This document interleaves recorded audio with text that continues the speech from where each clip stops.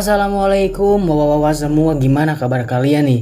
Kembali lagi bersama Mamang Ray di sini. Ada seorang narapidana yang baru saja bebas membabi buta nih di kampungnya, yang mengakibatkan seorang anak pahlawan di kehidupan nyata tewas di tangan narapidana ini. Nah, kenapa anak ini bisa disebut anak pahlawan? Kita langsung aja bahas di kasus yang satu ini.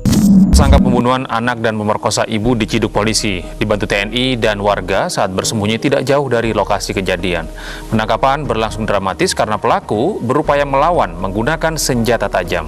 Kasus dimulai dengan seorang pria bernama Samsul yang tinggal di Aceh.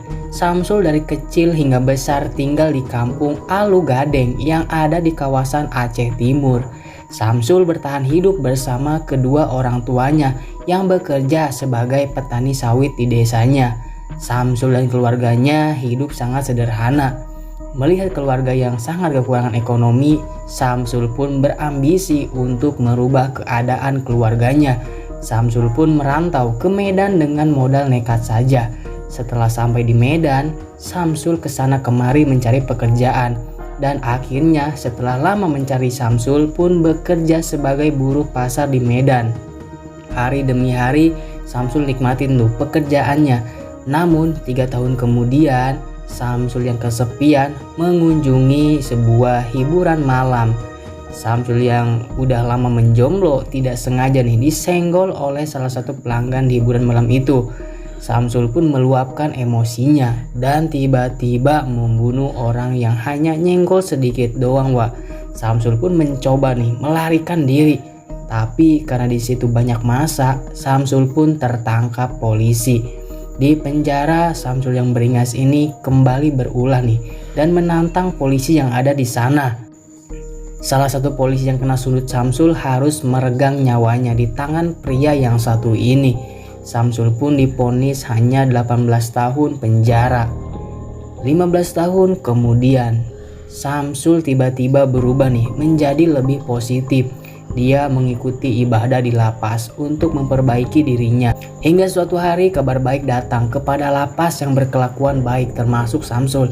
Saat COVID-19, pemerintah mengadakan program asimilasi. Program ini diadakan untuk tahanan yang berkelakuan baik dan sudah menjalani setengah dari masa hukumannya. Nah, Samsul yang memenuhi syarat, dia pun bebas dan bisa menghirup udara segar kembali. Kemudian Samsul kembali ke keluarganya di desa Alu Gadeng, Aceh Timur. Samsul pun berangkat menggunakan bis. Setelah 4 jam perjalanan, Samsul pun bertemu kembali dengan keluarganya dan membantu lagi keluarganya di perkebunan sawit. Nah, setiap Samsul mau ke kebun sawit, Samsul selalu melewati nih rumah yang ada di salah satu perkebunan itu. Nah, Samsul pun penasaran kenapa rumah itu ada di situ gitu, karena dulu belum ada. Nah, Samsul pun setelah beberapa kali bolak-balik dari kebun sawit, Samsul tidak sengaja melihat wanita cantik yang ada di rumah yang jauh dari pemukiman warga tersebut. Wanita itu sedang menjemur pakaiannya. Samsul yang sudah berumur 41 tahun dan belum memenuhi kebutuhan biologisnya penasaran nih dengan wanita itu dan menanyakan ke teman-temannya soal wanita tersebut, tapi tidak ada yang tahu. Jadi wanita tersebut bernama inisial DN. Dia ini seorang janda yang sudah cerai dengan suaminya dan mempunyai 2 anak. Anak yang paling gede bernama Rangga, tapi kedua anaknya dibawa oleh mantan suaminya karena DN ini tidak sanggup membiayai kedua anaknya.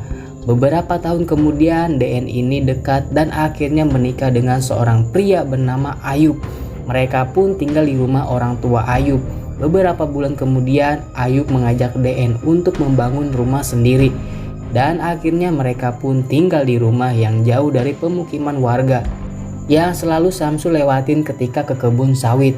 Ayub ini bekerja mencari ikan dan DN tinggal di rumah sendirian. Samsul yang udah tua bangka dan belum terpenuhi kebutuhan biologisnya, Samsul pun nekat menggoda DN. DN di situ mulai ketakutan, tapi tidak bilang apa yang terjadi ke suaminya. DN hanya meminta suaminya untuk menjemput salah satu anak DN ini yang tinggal bersama mantan suaminya. Anak tersebut bernama Rangga. Latar belakang Rangga ini anak yang sangat jenius Wak. Dia ini berprestasi. Nah, Rangga yang masuk lingkungan baru bersama DN, Rangga langsung punya teman yang sangat banyak. Karena Rangga anak yang emang sangat-sangat jenius. Hingga suatu hari kemudian, Samsul yang pulang dari kebun sawit di sore hari nih, dia mengintip rumah DN dengan cara mengendap-endap memastikan di rumah DN tidak ada suaminya. Tapi Samsul di situ tidak ngapa-ngapain Wak, hanya mengintip doang. Tapi nih Wak, pada malam harinya tepatnya pukul jam 2 malam, Samsul kembali lagi ke rumah DN membawa parang. Samsul pun tiba di rumah DN nih dan mengintip kembali memastikan suaminya tidak ada di rumah. Setelah benar-benar suami DN tidak ada di rumah, Samsul yang udah tua bangka nih Wak, langsung menjalankan aksinya dengan mengelus-elus tubuh DN dan sedikit demi sedikit melakukan hal bejatnya. DN yang sadar ada yang aneh, dia pun terbangun dan berteriak meminta tolong.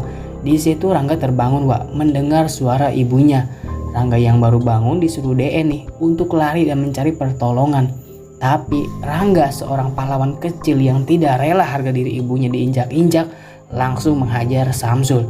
Tapi sayangnya Rangga yang belum cukup fisiknya ditebas lah sama Samsul ini hingga tewas. Samsul kemudian melanjutkan memperkaos DN hingga puas dan DN pun pingsan. Samsul yang sudah puas menyuruh DN untuk ikut dengannya membuang jasad Rangga. DN yang tidak mau menuruti Samsul, kaki dan tangan DN pun Samsul ikat nih Wak. Lalu Samsul pun pergi membuang jasad Rangga di sungai. Samsul yang kembali ke rumah DN semakin panik nih melihat DN sudah tidak ada di tempat dia mengikatnya. Samsul pun nyari di sekitar, siapa tahu belum jauh gitu, belum kabur jauh. Tapi DN tidak ditemukan. Lalu sebelum pagi Samsul kabur tuh ke rumah dia. Sedangkan DN berlari ke pemukiman warga dan melaporkan apa yang barusan terjadi ke warga desa di sana.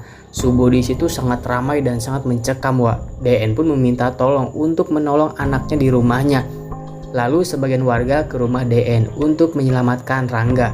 Tapi di rumah DN Rangga sudah tidak ada dan kondisi rumahnya sangat berantakan dan cairan merah ada di mana-mana. Lalu sebagian warga lagi melaporkan kejadian ini ke kantor polisi. DN pun dibawa ke rumah sakit. Dan polisi pun menanyakan kepada DN siapa pelakunya. Tapi DN yang tidak kenal sama Samsul ini hanya memberi ciri-ciri wajah dan perawakannya. Dan memberitahu kalau orang itu sering menggoda dan selalu lewat rumahnya untuk pergi ke kebun sawit. Warga yang mengetahui bahwa ciri-cirinya sangat jelas Samsul dan Samsul juga mempunyai jejak kriminal yang sangat banyak. Mereka dan polisi pun ke rumah Samsul nih. Tapi Samsul sudah tidak ada di rumahnya. Sudah melarikan diri. Di situ semua warga dan kepolisian mencari nih di seluruh penjuru desa. Dan akhirnya Samsul yang bersembunyi di kebun sawit ketahuan sama polisi. Di situ Samsul langsung memberikan perlawanan dengan parangnya. Polisi pun menghadiahi 3 timah panas nih. Samsul pun akhirnya berhasil ditangkap. Setelah dibawa ke kantor polisi, Samsul langsung diinterogasi. Polisi menanyakan di mana Samsul membuang tubuh Rangga. Tapi Samsul kekeh tidak memberi tahu. Polisi di situ yang sudah geram membawa Samsul ke Polres Langsa. Setelah diberi hadiah, Samsul akhirnya memberitahu polisi. Samsul pun memberitahu polisi bahwa dia membuang jasad Rangga di sungai desa Alugadeng. Polisi pun melakukan pencarian dan di sore harinya, polisi pun berhasil menemukan tubuh Rangga yang membuat DN dan semua keluarganya merasa terpukul. Dan suaminya nih yang baru pulang mencari ikan syok lah mendengar kejadian tersebut. Lalu media massa pun langsung meliput kejadian ini dan langsung viral di mana-mana. Terutama Rangga yang disorot masyarakat menjadi sosok pahlawan di kehidupan nyata. Yang dengan gagah beraninya melawan si Samsul tua bangka ini Wak. Rangga pun dimakamkan di TPU Desa Alugadeng. Sedangkan Samsul diberi hukuman penjara seumur hidup atau dieksekusi mati. Samsul pun di kantor polisi menceritakan kejadian ini. Samsul berkata bahwa dia sudah tidak tahan menahan nafsunya tersebut saat melihat DN dan menebas Rangga karena takut Rangga ini meminta pertolongan. Lalu Samsul di situ mogok makan dan mogok minum Wak, hingga dibawa ke rumah sakit. Lalu Samsul yang sudah sembuh kembali tidak mau makan dan minum lagi karena katanya Samsul ini menyesal atas perbuatan yang dia lakukan. Hingga akhirnya Samsul tewas karena dehidrasi, tidak mau makan dan minum setelah beberapa minggu. Oke Wak, nah kisah nyata kali ini kayak gini Wak. Kasus yang satu ini agak agak gimana ya, agak geli-geli gitu. Karena ya ini tuh udah bukan 1 kali 2 kali nih orang narapidana yang satu ini tuh udah nggak kapok-kapok gitu ya Wak, udah kayak iblis lah kelakuannya. Jadi tolonglah Wak, share agar semua orang bisa waspada dengan video yang satu ini, biar kasus kayak gini tidak terulang lagi di sekitar kita. Terima kasih. Assalamualaikum Wak.